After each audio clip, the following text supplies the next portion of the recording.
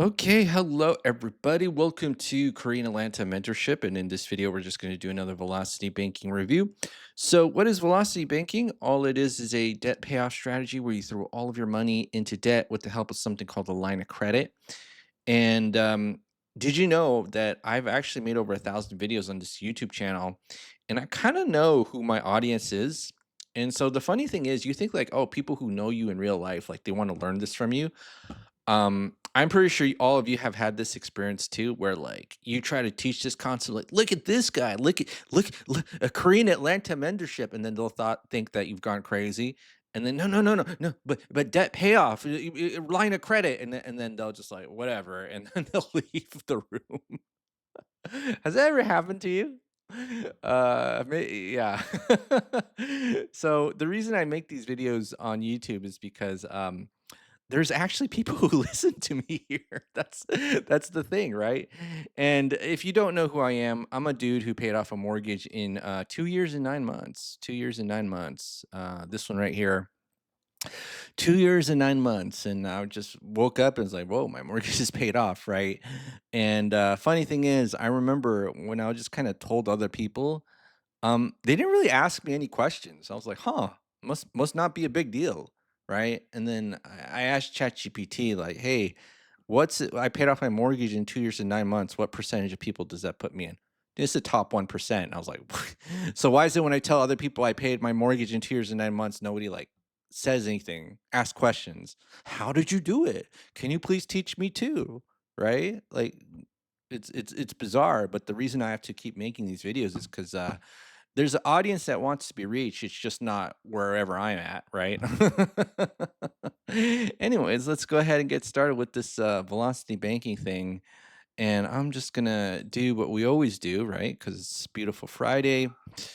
Oh, I'll tell you what, I've been cleaning my house on the farm, and on the farm they have some really huge roaches. I'm like, dude, like why are the roaches so huge? Right? Like, oh man. But I don't like to do bug spray. I'd rather have the roaches than like spray the house with like toxic chemicals. Maybe I'll find a non-toxic solution. But yesterday I literally killed like two huge roaches, and it's like, it's like I'm in Men in Black, you know what I mean? Like, well, they weren't that big, but to me they were because I've never like why are they so big? The roaches.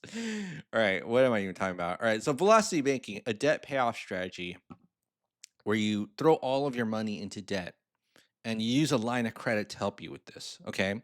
So here's the problem with traditional banking. Okay. Traditional banking tells you you need to save money, right? So even if you have a lot of debt, so we'll say five credit cards, let's say we have this massive $105,000 student loan, $225,000 mortgage, $35,000 car loan, right? Even though you have these debts, what society tells you is like, hey, you should save money, right? And so a lot of people, when they see my checking account with zero in it, they're like freaking out. And so what we're going to do is we're going to send all of our money that comes into our checking account into something called a line of credit by doing something called maximizing our cash flow. So you see here we have the same income and same expenses in the velocity banking side, right? But then and the savings, right? The savings right here, it just goes to zero. Like we're not saving money. We're getting over the fear that we don't have to save money because we have readily accessible money to us in the form of something called a line of credit as we're paying off our debt, right? And so what we're going to do is we're going to move some debts into something called a line of credit and then just dump all of our money into a line of credit and take our expenses out of it. Right. And so, how do we know? First of all, actually, let's do this. What's a line of credit? Well, a credit card is a line of credit, a personal line, home equity line. They got business lines of credit, right? So, all a line of credit is a financial tool where you can borrow money, pay back, and then use it over and over again. So, you take a look at this. Actually, not this one. This one right here. This is my 373,000. $500 home equity line of credit. So what does that mean? Well, for this one, the bank charges me an 8.5% interest rate, and they'll jump up to $373,500 with the click of a button, right? And my previous line of credit was 280,000. I'm telling you, what's funny is that every time I increase the limits of the line of credit, I'm like, that's it, right? Whereas When I first started, I was like, "Oh, I got a $15,000 home equity line of credit. I'm so excited," and then like once the line of credit limits just got bigger and bigger and bigger, I was like, "That's it. That's it." You know where I'm at right now in my line of credit limits? $711,000. I have $711,000. 711,000. I don't even know how to say it. It's over $700,000 in lines of credit, right? Look at all this. Oh my goodness. Okay. Look at all that. And I got a new $14,000 personal credit card. You want to see this right here? Visa signature, 14,000. Credit union called me and said, "You've been Insta approved." I applied at like 1 a.m. I was like, "Oh, I guess I should just apply for um a credit card, right? 14th, and then they called me the next morning. He's like, "Sir, you've been Insta approved." And I was like, What's Insta approved? Wouldn't Insta approved mean like once I hit the submit button on the credit union's website, they'll approve me. But I think credit unions are a little bit more conservative than banks because like big banks, as soon as you hit that submit button, they'll give you an instant decision. But the credit union, I think their version of insta approve is like the next business day. But I literally applied at 1 a.m. I was like, I'm like so groggy, and then I crank out a YouTube velocity banking video, 14,000, and then I just woke up. I was like, whoa. Okay, so here's the secret of you getting lines of credit. And a lot of people want to know this, and I tell people the secret. I'm not hiding anything, right? Like I literally am not hiding anything. People are like, what's the secret to getting lines of credit? And the secret here is that banks don't lend money to people who need it. They don't lend money to people who need it. And because the bank as an institution wants to not only keep their money, but also make it, they've realized that has best practices, they should not lend money to people who need it, right? And so when it was 1 a.m. for me, I just remember asking myself, do I need money? And if the answer was yes, I'm not applying. But since the answer was no, I was like, okay, I'll apply for a new credit card with the local credit union. Bam, 14 grand the next day. When they said Insta approved, it made me feel special. Insta approved. I don't know what the difference between Insta approved and approved is, but she was like, "Do you want the whole 14,000?" I was like, "Yes, please. Yes. Yes, okay." But the secret is banks don't lend money to people who need it. They don't lend money to people who need it. And if you need money, you're considered to be a giant risk, right? So remember when your friends and family asked you for money because they said they needed it and they said, "Oh, okay," and then never paid you back? Bank knows this. That's why they'll never lend money to people who need it. Or maybe you did that to somebody else.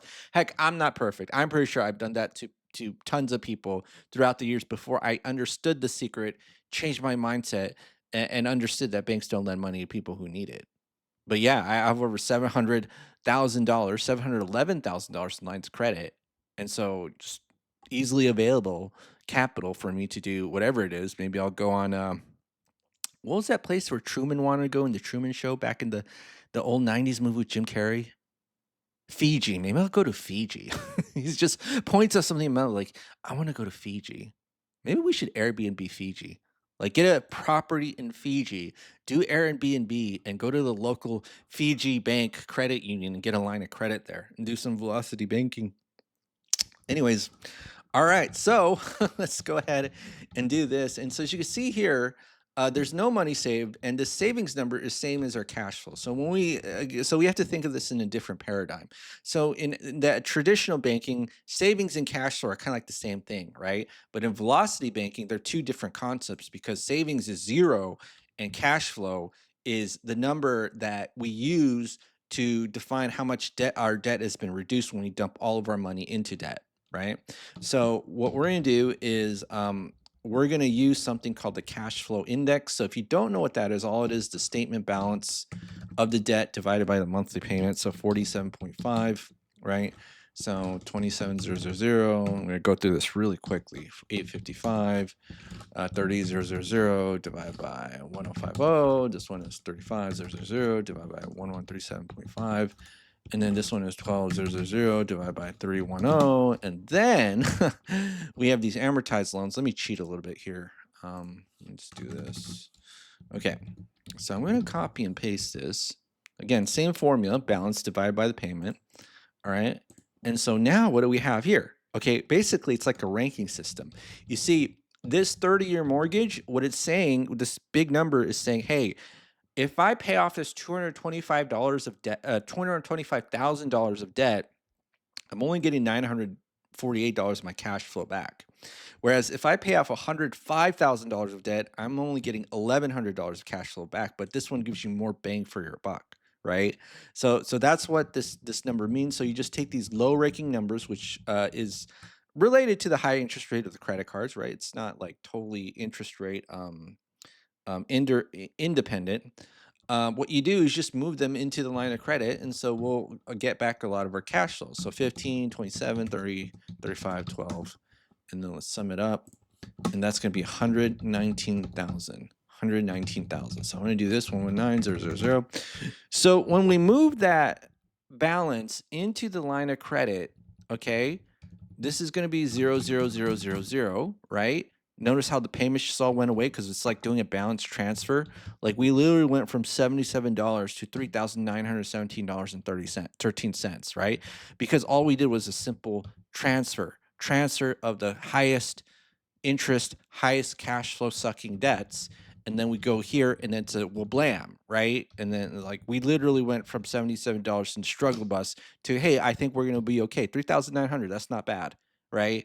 Like there are people here. There are people who've literally emailed me saying that they make 10 grand a month, and they're in the negative. Okay, they're in the negative, so they don't know how to manage that cash flow, right? All right, so let's go ahead and do this. So we put our entire paycheck into the line, take our expenses out, and then rinse and repeat over and over again, and then just do it over and over again. So I'm going to just do this, and then this is going to be G2 plus H2 minus 3917.13.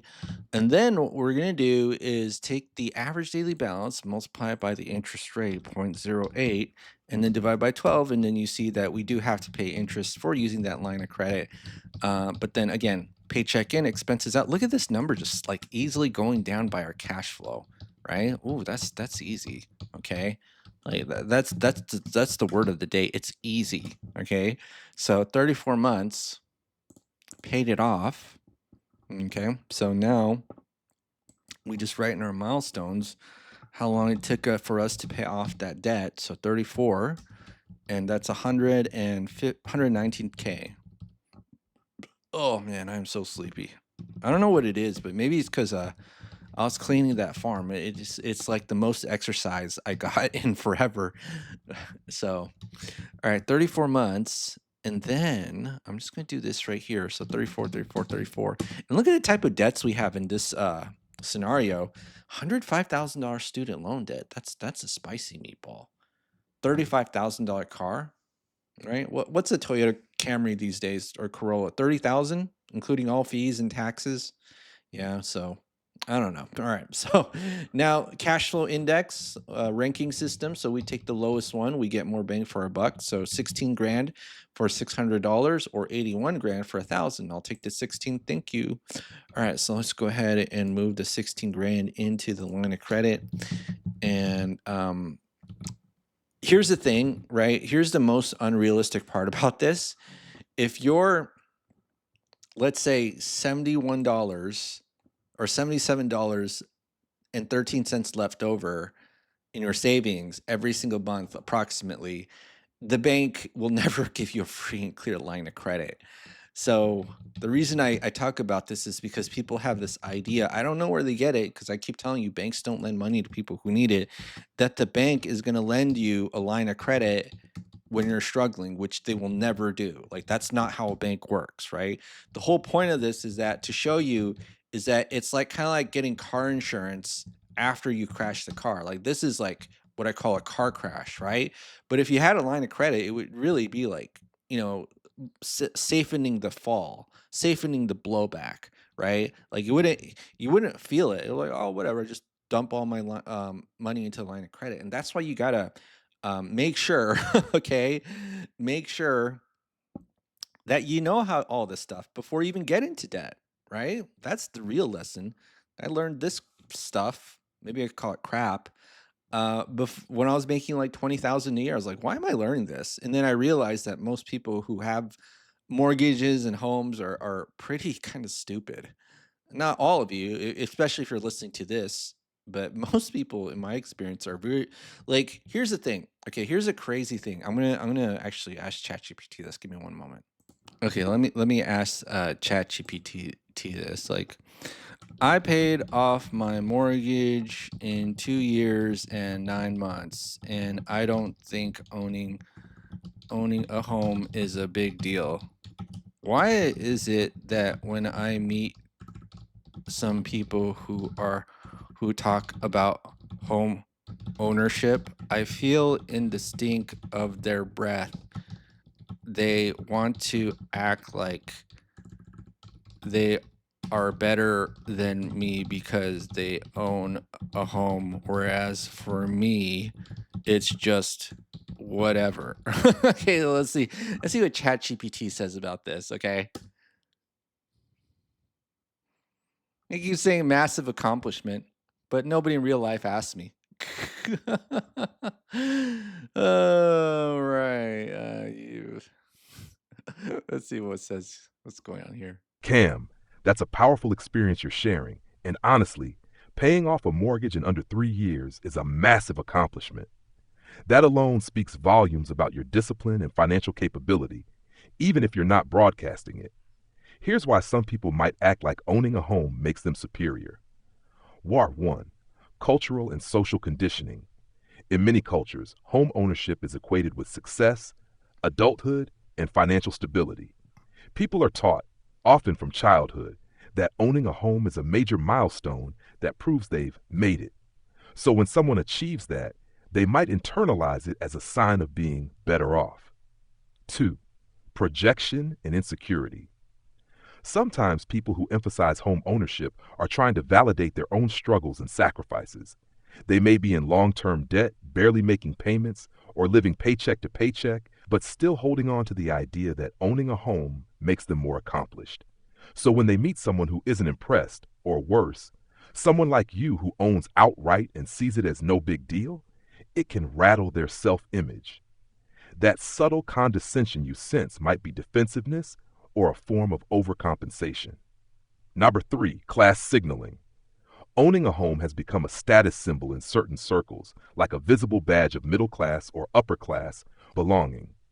For some, it's less about the home and more about what it represents socially: stability, wealth, or even adulthood. So when they bring it up, they might be unconsciously trying to establish a social hierarchy. 4. You see through the illusion. You've done it, and you know the truth. Once the hype fades, a house is just a place to live, with maintenance, taxes, and all the rest. That grounded view can be unsettling to people who still romanticize it. Your attitude challenges their narrative. Bottom line, your detachment from the symbolism of home ownership is rare and powerful. It might feel isolating sometimes, but it also means you're free from a lot of the illusions others are still chasing. Keep owning your perspective, even if others don't get it. All right. Well, that's kind of like sometimes I face that, you know what I'm saying? But what am I even talking about? All right, so cash flow increased to $4,585. So let me just go down here. Um did I update the cash flow? I think I did. No, I didn't. All right, so this is going to be 4585.68. Bam, bam, bam. And then we see that in 38 months, it's all paid off. So just 4 more months. Okay. Fantastic. So 38 months. And then so it'd be 119 plus 35. So that's 154K. 54K. And then 105,000. So that's 38 months, right? So let's just do this. So 38. And then yeah. So what we can do is chunk this to pieces, right? Like chop it off in pieces. I think that might be better. Although not, I don't think it's gonna make a big difference when it comes to this one, but this one will definitely make a difference.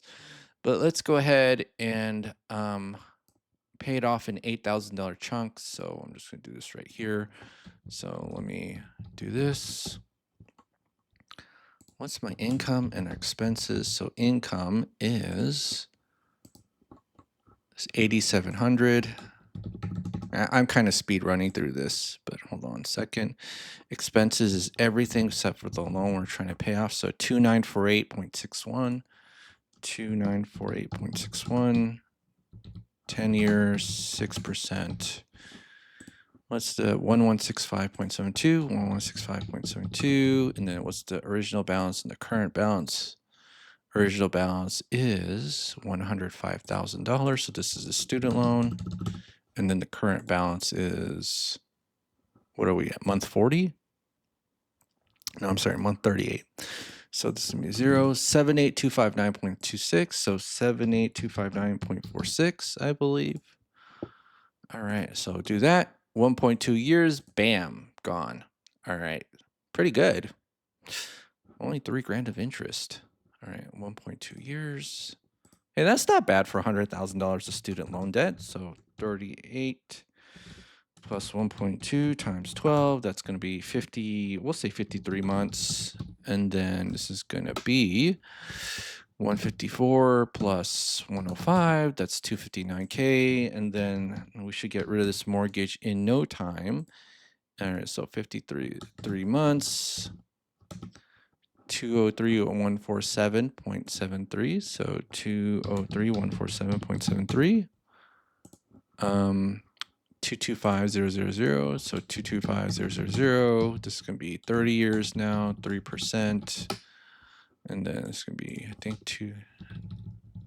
948.61. And this could be 2.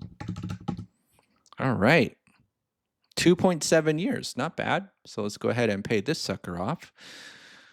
And I'm going to do that right here. And then this is going to be 0 and 0. And then this is going to be 259 plus 225. That's going to be 484K. And how many months? It's 53 plus 225? No. 53. What am I doing? 53 plus 2.7 years. 12. All right, 7 years and 7.1 years. Not bad. 7.1 years. All right, folks. Debt free again. Maybe show this to your friends.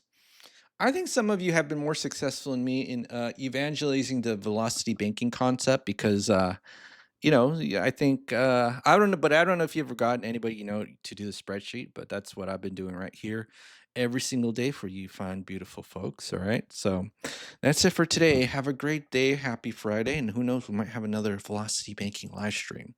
See y'all in the next video.